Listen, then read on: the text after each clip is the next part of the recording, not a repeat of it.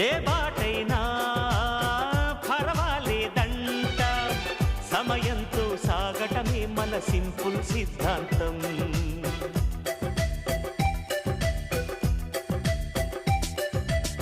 చిరుగాలికి పరిమళమిచ్చే సిరిమల్లెల వనమై ఉందాం, గగనాన్ని నేలను కలిపే హరివిల్లుల బంతెన అవుదాం. ఆనందం అంటే అర్థం మనమందా, ప్రతి పూట పాటై సాగే హుషారు సరిగమలో. ఎన్నో ఎన్నో రాగాలుండే సంగీతం కాదా, చల్లకి